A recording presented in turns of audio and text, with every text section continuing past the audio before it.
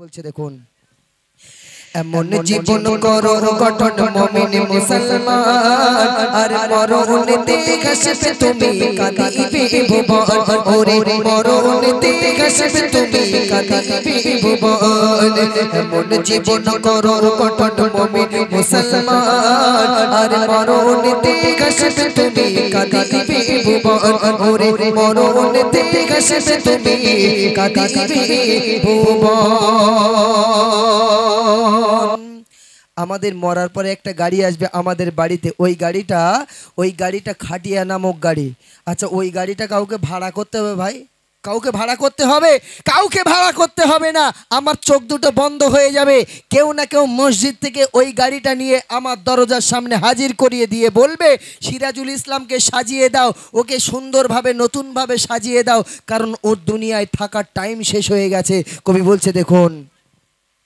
একটি গাড়ি চালাতে চালা একটি গাড়ি চালাতে চালা একটি প্যাসেঞ্জার আর চাইবে চলে কবর দেশে কাঁদিয়ে সবার তুমি চাইবে চলে কবর দেশে কাঁদিয়ে সবার একটি গাড়ি চালাতে চালা একটি প্যাসেঞ্জার আর চাইবে চলে কবর দেশে কাঁদিয়ে সবার তুমি চাইবে চলে কবর দেশে কাঁদিয়ে সবার মরণ গাড়ি আসবে বাড়ি মরণ গাড়ি আসবে বাড়ি ভুলে যে মরণ ওরে মরণ গাড়ি আসবে বাড়ি ভুলে যে মরণ আর সেই গাড়িতে তুলে দেবে আত্মীয় স্বজন তোমার সেই গাড়িতে তুলে দেবে আত্মীয় স্বজন আমি আপনি যখন মারা যাব ওই গাড়িটা কেউ না কেউ মসজিদের থেকে নিয়ে আমার দরজায় হাজির করিয়ে দেবে আর আমাকে সেদিনে নূতনভাবে সাজানো হবে আতর গোলাপ পানি সুরমা দিয়ে আর সাদা একখানা কাপড় দিয়ে আমাকে প্যাক করে ওই খাটিয়া নামক গাড়িতে তুলে দেবে আর বলবে সিরাজুল ইসলাম তোমাকে বিদায় দিয়ে দিলাম আর আমার আব্বা মা আমার গ্রামবাসীরা যখন আমাকে নিয়ে যাবে আমার যদি সাদের স্ত্রী থাকে আমার যদি সন্তানেরা এসে বলে যে আমার আব্বা খুব ভালো ছিল আমাদের খুব মায়া করতো অন্তত তাকে আর একটা দিন রেখে দেওয়া হোক নয়ন ভরে আমরা একটু তাকে দেখে নিই আমার আব্বাকে দেখে নিই আচ্ছা রাখবে বলে মনে হয় কোনোদিন রাখবে না কারণ গাড়িটা পাঠিয়েছে আমার আল্লাহ পাক ওই জন্য দেখবেন মারা গেলে বলে যত তাড়াতাড়ি পারো তাকে দাফন করো কারণ গাড়িটা দুনিয়ার কেউ পাঠায় নাই না পাঠিয়েছে স্বয়ং আল্লাহ ওই জন্য মারা গেলে দেরি করা যায় না কারণ গাড়িটা পাঠিয়েছে দুনিয়ার কেউ নাই আল্লাহ পাঠিয়েছে বলছে দেখুন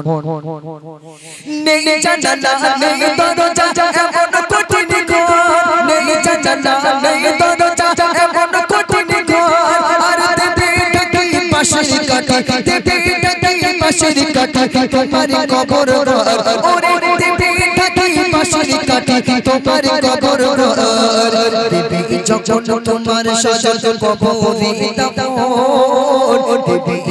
তোমার সজন কবরে আর মন কানে কি আশা চলে কবরে আমার আপনাকে যখন দাফন করে দিয়ে আসবে কবরের দুটো ফেরেশতা আসবে আমরা সবাই জানি মন কান্নে কি আসবে এসে আমাদের প্রশ্ন করবে তিনটে প্রশ্ন করবে বলবে মান রব্বুকা আমি যখন মনে করি যে আমি তো মোবাইল আছে বড় বড় এক হাত করে মোবাইল আছে আমাদের হাতে বিরাট ইংরাজি জানি রাত দিন সেলফি তুলছি আর টিকটক করছি হাই গাইস বলে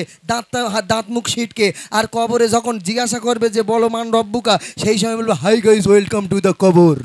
এরকম বলবো বিরাট মাছ চলবে বাপ সে মারির কোনো তুলনা নেই কোনো ব্রেক নেই আনলিমিটেড মাছ চলবে যেরকম আমরা আনলিমিটেড ব্যালেন্স ভরি ওরকম আনলিমিটেড মাছ চলবে বলছে দেখুন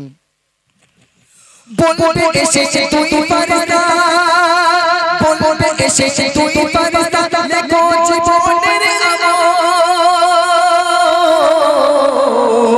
বলবে এসেছে তুই পারিস লেখো জীবনের আমল আর লিখতে গিয়ে চোখের পানি ঝরবে অনার গাল তোমার লিখতে গিয়ে চোখের পানি ঝরবে অনার গাল সেদিন তোমার খাতা হবে কি সেদিন তোমার খাতা হবে তোমারই কাপড় সেদিন তোমার খাতা হবে তোমারই কাপড় আর মুখের থুতু কালি হবে আঙুল হবে যে কলম। খাতা হবে কি ভাই? কাফনের কাপড়টা খাতা হয়ে যাবে, গালে থুতুটা কালি হয়ে যাবে, শাহাদাত আঙুলটা কলম হয়ে যাবে।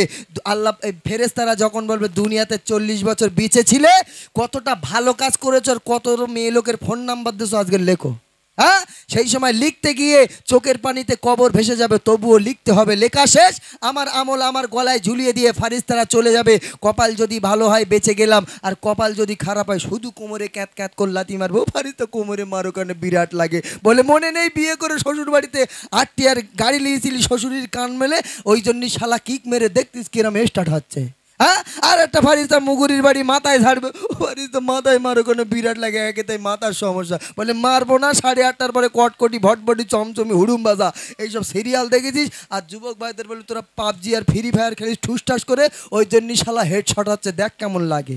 বুঝতে পারেননি? বিরাট মারবে বাপ। তবে এই এলাকার যুবক ভাইরা খুব ভালো, আমার মায়েরা খুব ভালো, ওই জন্য গজল শুনতেছে। বলছে দেখুন, আখিরাতের করো কামাই থেকে দুনিয়া,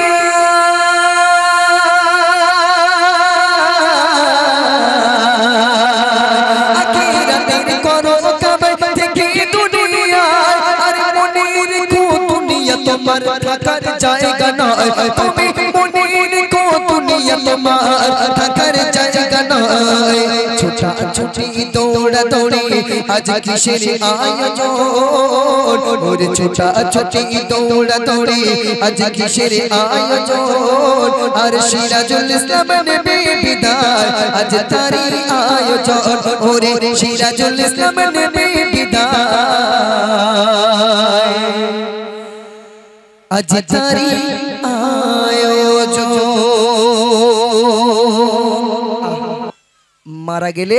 আমার বাড়িতে 3টে আয়োজন হবে, এবং একদিন আমাদের অ্যালার্ম বেজে যাবে যেদিনে, সেদিনে এই দুনিয়াতে থাকার টাইম আমাদেরকে শেষ হয়ে যাবে। তাই কবি কত সুন্দর ভাষায় ছোট্ট করে বলছে দেখুন,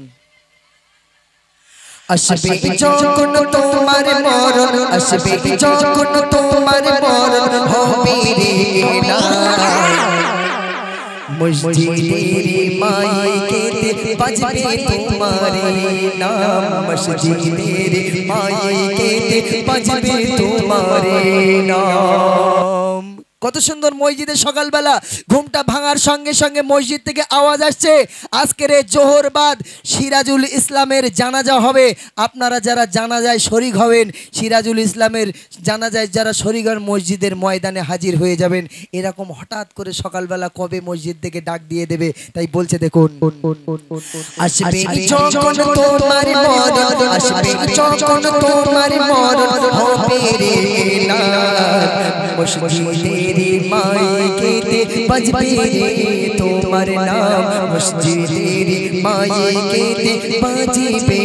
তোমার নাম, মসজিদের মাইকেতে বাজবে তোমার নাম। মসজিদের মাইকে একদিন আমার নাম যখন বাজবে, সেদিনে আর কেউ আমাদেরকে রক্ষা করে রাখতে পারবে না। যত বাপ মা যেই আসুক না কেন, আমাদের কেউ রক্ষা করে আর রাখতে পারবে না। সেদিন ওই গাড়িতে করে আমাদেরকে নিয়ে কত সুন্দরভাবে সাজিয়ে আমাদেরকে নিয়ে ওই কবরস্থানে দাফন করে দেবে, আর বুকের উপরে 3 মুঠো করে মাটি দিয়ে আমাদের সকলে বিদায় নেবে। এবং